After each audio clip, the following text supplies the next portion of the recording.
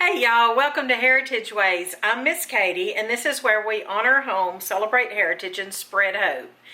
Welcome to my home, our home. This is Heritage House, and today I would like to teach you step by step. I'm going to break it down for you how to cook a classic roast turkey, whether you're celebrating American Thanksgiving or just plain old want a roast turkey.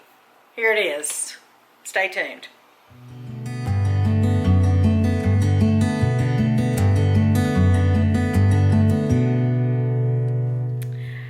Okay, friends, well, welcome to Heritage Ways, as I said, and if you're new to us, thank you for being here. You're welcome here. I'm so excited that you are here.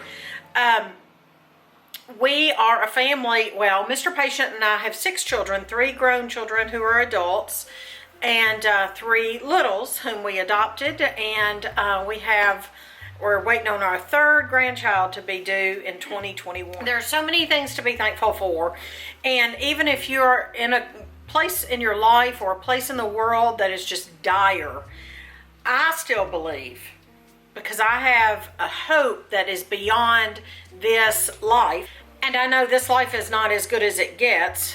Can I get an amen? But I believe there are so many things we can be thankful for. Today I was able to walk. I was able to use my feet. I know a lot of people aren't even able to use their feet. I was able to use my ears and my eyes. I was able to have clean water.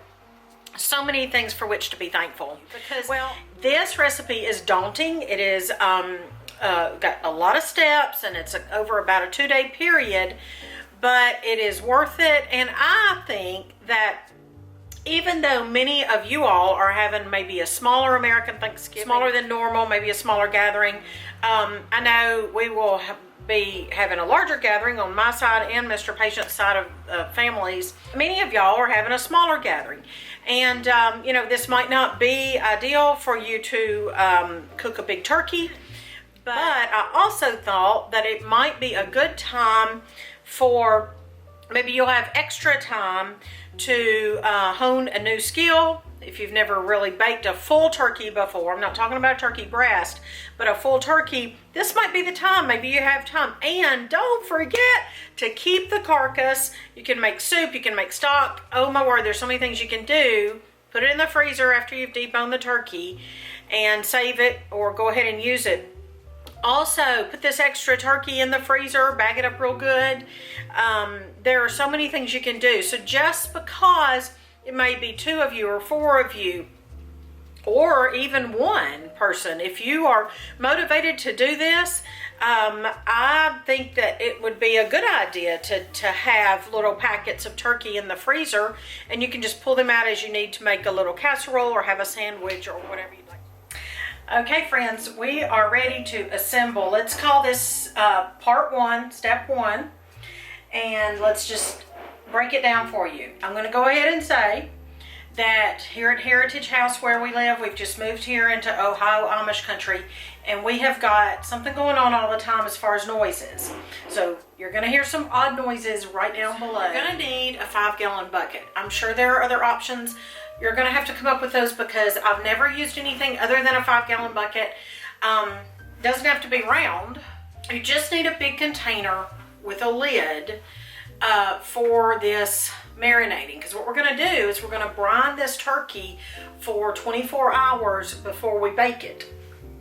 So I use this, or I'm going to use this 5-gallon bucket, and it does have the gamma lid, and I'll talk about the gamma lids in another video. So let's talk about what you're going to need for this first step, the brining step. Now, don't be intimidated. You can do this. So the first thing you're going to need, as far as your ingredients, is going to be a gallon of bone broth. Homemade is best. Homemade is cheaper. Got these at Aldi. This is all I have. So we do with what you have. If you don't have a full gallon, fine. Go with it. Use water to make up the difference. So a gallon is 128 ounces. So 4 of these are going to be a gallon. And this particular, as a side note, this particular bone broth I like to get because only has chicken stock and chicken flavor. Now, I'm not thrilled that it has the chicken flavor because I don't know what exactly that means. But there are so many on the market that have sugar and MSG, and you need to know that yeast extract is another code word, one of the many code words for MSG. Probably this chicken flavor might be too, but this is the best that I can do at this time. So anyway, do the best you can with what you've got. So 4 of these, and then we have, in the order of amounts, we have 1 cup of kosher salt. Now this is just coarse kosher salt, a half a cup of brown sugar, and then I have a teaspoon of black peppercorns, a half a teaspoon of allspice berries, a half a teaspoon of candied ginger. Looks like this, ginger slices, candied ginger. I have a few of the aromatics we're going to be needing, but we don't need those yet. That'll be our next step. I've got sage that I grow here at Heritage House. I've got rosemary that we grow here, and we've got apples, and that's part of what we're going to need. So let's go ahead and add ingredients to the stock pot. I'm going to add all of this bone broth.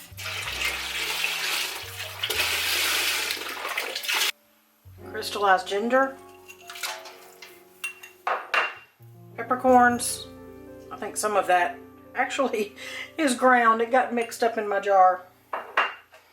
Allspice berries, brown sugar, kosher salt. So I'm just stirring this up, and then I'm waiting for this to boil so that it'll dissolve the salt and the sugar. That's it. Then I'm going to let it cool completely after the salt and sugar are boiled and dissolved.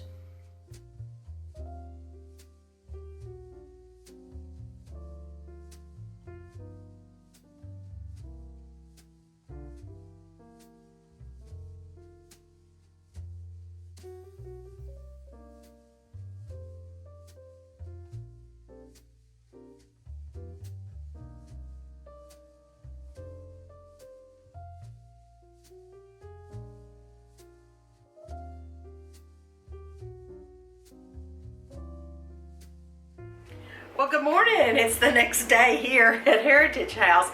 My broth stayed in the refrigerator all night, so I'm going to pull that out over here, and it is good and cold. You want to try to get one that is not already basted or brined or whatever. As far as I could tell, this one is not, but sometimes it's hard to find those that are not basted or brined or all that kind of thing. So anyway, I got this on sale at Aldi, and I'm going to rinse it off in the sink. I'm going to put it in my 5-gallon bucket, and I think she's dripping, so I'll put it in the sink.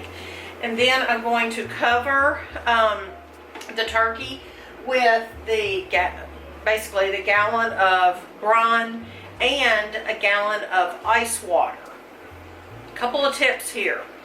You might not be able to do this if you're in a very hot climate unless you have room in the refrigerator to store this cold for 24 hours. Now, I've done this method in Tennessee at Thanksgiving time when it was pretty warm.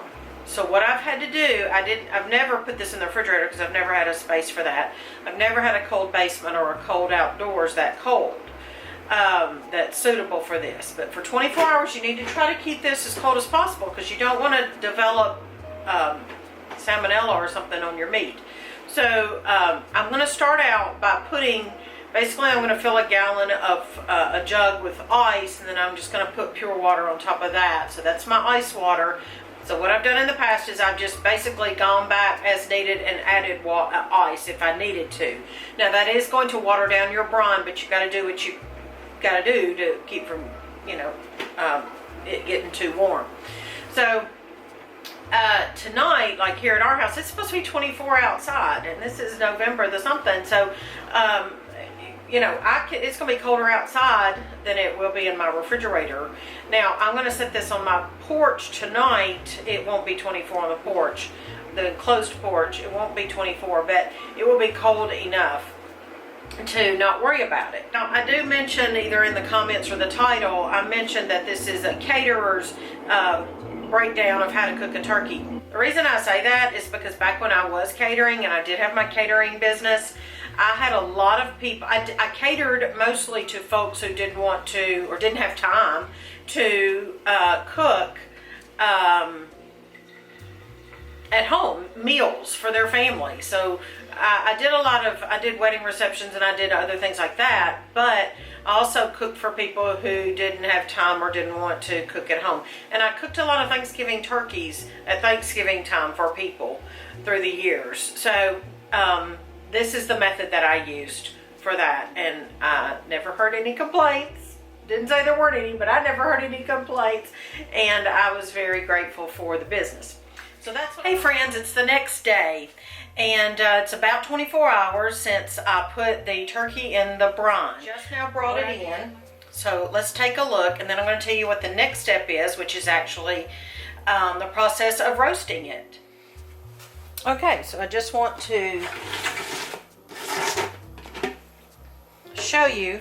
I know you can't tell that it's still cold, but you can trust me that, okay, that is like ice water.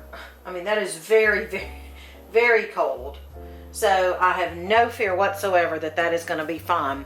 You're just going to have to figure out for yourself the best way to keep it cold. Rinse the bird and put it in the pan and pat it dry with paper towels. If you're like me and you're trying not to use paper towels because you're trying to not buy things that have to be thrown away, then just pat it dry with a towel that you can wash. And I also want to mention too, while I'm doing this, that really is ice cold. I just remembered I'm going to get a plate or a bowl so that I can save the neck and things like that that are inside the bird for broth. So what I was going to say was,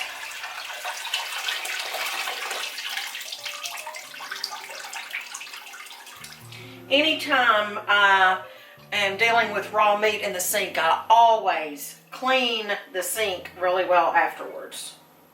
I've already cleaned it right now, so I can set my bird lightly down in there. There's the neck. I don't see anything else but the neck.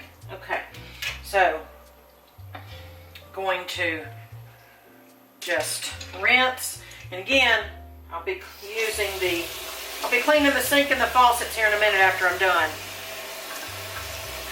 I had E. coli poisoning one time. It's not fun. That was from after childbirth. So it had nothing to do with food or anything, but ended up in the hospital. So try to take precautions. Be mindful of that. I'm just rinsing it off. Okay, that's enough.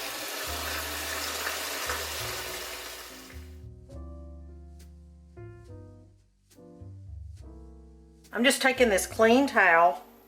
It's kind of like a, what do they call those, bar towels? Anyway, and just patting it dry. Sop up some of the water. I tried to hold it over the sink, but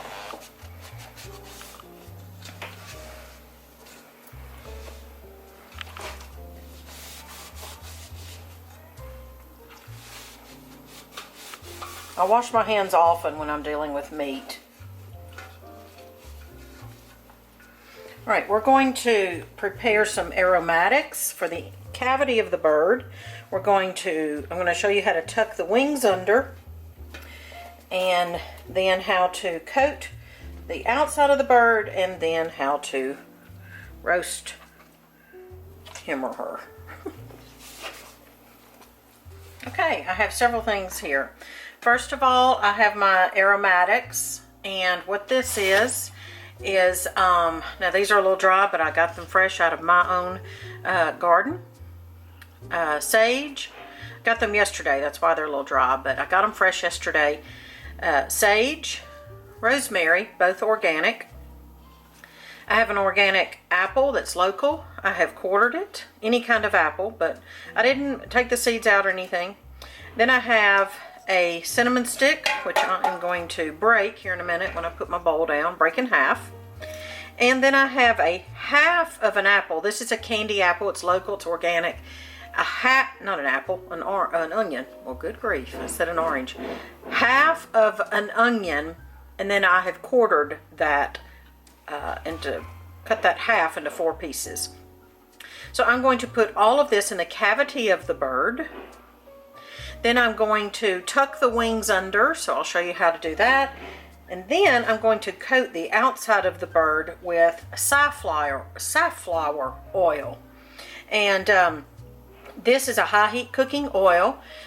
You could use a canola or a vegetable, but I do try to stay away from those. So I don't even own a canola oil. I would not personally recommend coconut, and I would not recommend olive. Olive turns rancid at high temperatures and can be harmful to your gut, despite what folks say. That's what the research shows. Coconut, I'm just not quite sure how that would work, and my husband doesn't prefer the taste of the coconut oil that I currently have. You might could use MCT oil, but that would be an expensive thing to use, I think. So I'm going to use this safflower oil. But that's what I'm about to do right now.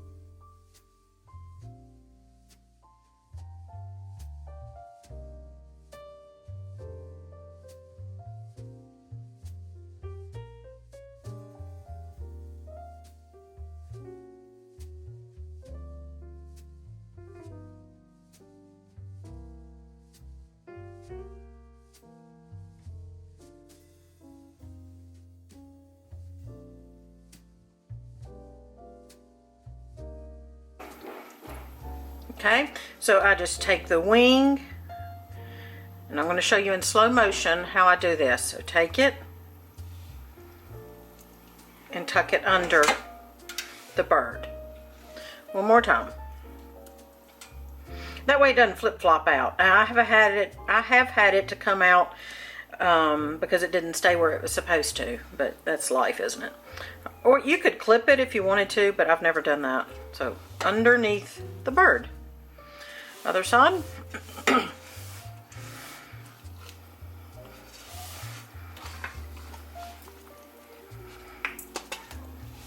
There you go. Nice, neat, tucked in for the nice Bette B oven.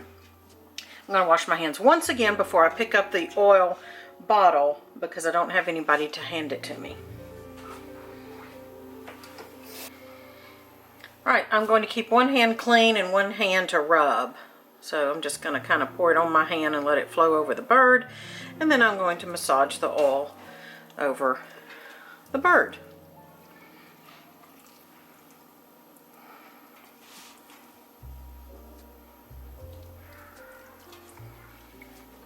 I'm curious down below, I wish you'd write in the comments, what is your favorite part to eat of the turkey? Is it the breast, white meat? Is it the dark meat of the thigh or the drumstick? Or some people eat the back portion. My grandmother did that. Actually, I think she did that because that way the rest of the family could have the prime parts. It's what moms and grandmas do, I think. This is it. Wash my hands once again so that I can pick this up and put it in the oven. So what we're going to do, 500-degree oven. My oven is already on. I have 2 or 3 tips for you. First of all, if the turkey comes with one of those pop-up timers, I don't even know if they come with those anymore, but totally disregard that. Don't pull it out of your turkey, because then that is going to leave a space for the juices to come out when it's cooking, and that's not a good thing. But totally disregard that little pop-up indicator thing. That's not always accurate, and yeah, so disregard that. Also, on your ovens, I highly recommend, I do this before I move, or when I move into any new place, whether it's a house or the RV, I always check my temperature of my oven to see how it is baking. Sometimes ovens, a lot of times they do not bake, they're not accurate to what they're supposed to be. So this has happened in the last farmhouse that we had, it happened in the RV, and it's happening here. And oddly enough, it's happening, well, the last house and in this house, it's baking at 25 degrees lower than it's supposed to. So I just recommend that you get a thermometer, and you can get these at, well, this is just now preheating, but anyway, and it's dirty. I'm trying to get up to 500 degrees, but just an oven thermometer. See, it's got a little hook, and you can get these at, you know, dollar store type places, I think. You don't have to pay a lot of money. I've had this like in 4 houses. That's why it's so dirty. But it still works fine. So I'm going to put this in here. I was doing that to show you. It's got the little hook that it can hang from your stove rack if you want it to. So because my oven cooks 25 degrees less than it should, I set it on 525. So the recipe is for set it on 500, and then you're going to bake it for 30 minutes, roast it for 30 minutes, and then we're going to turn the tent, we're going to cover the breast with foil, and we're going to turn it down. So I'll walk you through that here in a minute. Couple more tips. I love these oven gloves. We are former Amazon affiliates, and we told y'all about those when we were affiliated with Amazon and had links to these. We don't currently, so I'm not benefiting financially from telling you this. I'm just your friend, and I'm sharing, but I love these. And I first heard about these from Vicky's Country Home, so go check out my friend Vicky for lots of tips. Another thing, can you use butter to coat the turkey breast? Well, you could. Butter does not cook as well at high temps, so you kind of do that at your own risk. I have in the past, but again, it's more likely to burn. It's going to taste good. I don't know, you might do a half butter, half oil if you want to try that. Also, this particular recipe is for a 14 to 16 pound turkey. Mine happens to be 11 and a half pounds on purpose. I got a smaller one just because I did. And I'm probably gonna go buy a couple of more and have the cooked turkey put in the freezer. I'm trying to foresee all the questions you might have. Here's one of these injection things. The needle is in the drawer. This came, it's a Creole injector, Tony, I don't know how to pronounce it. Chacher, I don't know, but this came with one of those kits. It had the mixture and the thing with it, injector with it. So if the question is, can you just inject this brine into the breast and use less brine, etc., etc., my answer is going to be, I've never done that with the Thanksgiving turkey. We did that the one time with the product that came with this. Maybe do that. Maybe if you do that, can you comment below and let us know if you just inject your turkey instead of letting it rest in the brine overnight or 24 hours. And the last tip or bit of information is you're going to need, in my opinion, and with this recipe, I always use this meat timer. I'm not going to need it at this step, but this is what I've used. It's from Williams-Sonoma. I have had this for umpteen years. I don't even know. Like, it's dirty and stained, and I have used this all through before my catering and during my catering in the 90s and since then, and I honestly think it's got the same battery that whole time too. This is awesome. It is Williams-Sonoma, so I don't remember what I paid for it because y'all, I've slept since then, but this thing is worth whatever money I paid. So this is what I always use for this bird, and I'll use it at the next step after I reduce the temp. And I just power on, and it's got different, like it says the meat button, and then let's see, so there's lamb, ham, duck, ribs, beef. Okay, now it's got ground beef, ground pork, ground chicken, ground turkey, ground veal, ground lamb. Program it. I could program it the way I wanted to. And then whole beef, whole pork, whole chicken, whole turkey, whole veal. Those aromatics, that rosemary and sage and onion and apple and cinnamon. Oh, it's going to be great. Okay, my turkey is in the oven. I want to talk to you for a few minutes about doneness and temperatures and that kind of thing. All right, I showed you the thermometer a minute ago.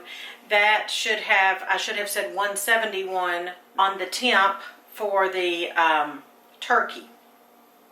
The other day, I made a similar turkey. It got up to temp. This is the first turkey I've made in this oven. So I just want to tell you, the other day I did this very same method, and it got up to temp on the timer in about a little bit less than an hour, okay? That was about a total of an hour and a half at that point. And the turkey was not exactly done, even though the indicator told me it was.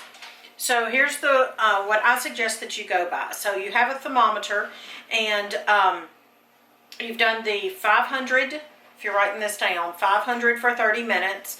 You've taken it out. You've covered the breast with double layer foil, and you've put the thermometer in the breast. Now, some people say to put it in the thigh, and that's fine, but I've always put it in the breast. It's the thickest part of the meat. Just make sure you don't touch the breastbone. Once it gets to 171, I have found that it still needs to cook a little bit longer.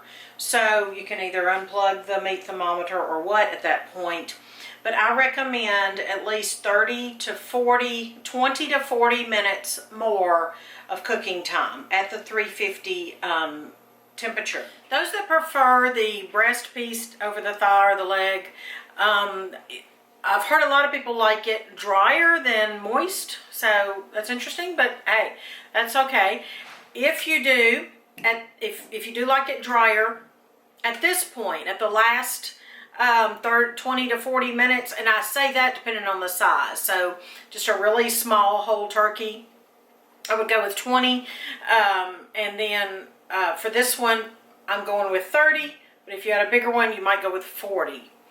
So at that point, at that last leg of your baking, you might want to uncover the breast portion where you've put the double layer of foil, and then that way it will be crispier skin on top and drier breast meat. So I hope that helps. It's been 30 minutes, and I'm going to take it out. I'm going to go ahead now, though, and reduce, before I take it out, I'll reduce the temp to 350. Actually, on mine, that's 375 because of what we talked about.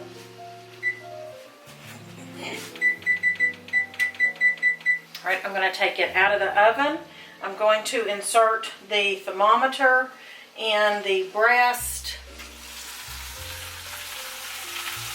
And then I'm going to cover the breast with foil.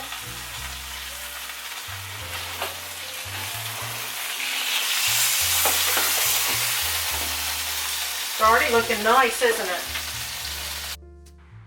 You want the meat thermometer to be set to 171 or to alert you at 171. Actually, first thing I'm going to do is put the foil on the breast.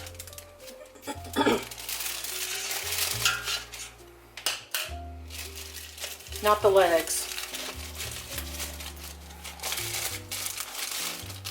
I'm actually going to just I'm going to use my O gloves because they don't, I can work with them, and I'm just going to protect this from burning. There we go. That's great. Just kind of form it on there with these O gloves. Awesome. I actually saw these at, I don't remember, like a discount store the other day, like a Dollar Tree or Dollar General. I don't know if they'd be this, you know, as good quality, but you know, it's a place to start. All right, now what I'm going to do is I'm going to insert the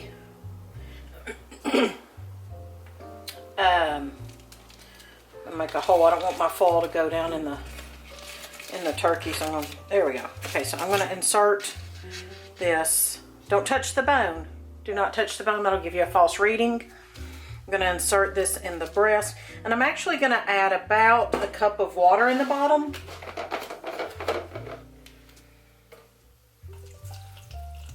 Eyeball that. I'm going to stick it in the oven at 350. I'm not even going to wait for the temp to go down. That's fine. It's going to go down a little bit when I leave the door open here in a minute.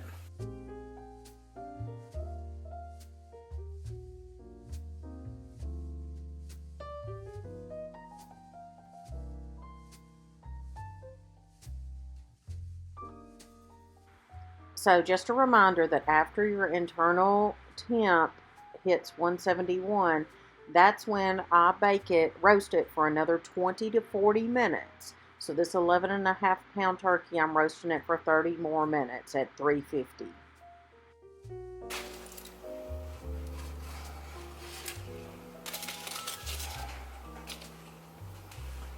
All right, then you are to let it rest at least 15 minutes. All right, I've moved her over here to a platter, and I've already tasted 2 of the little bits of pieces that were on the bottom, and this one, y'all, the flavor is so delightful. I just love it. So here, my friends, I haven't garnished it for you, but look.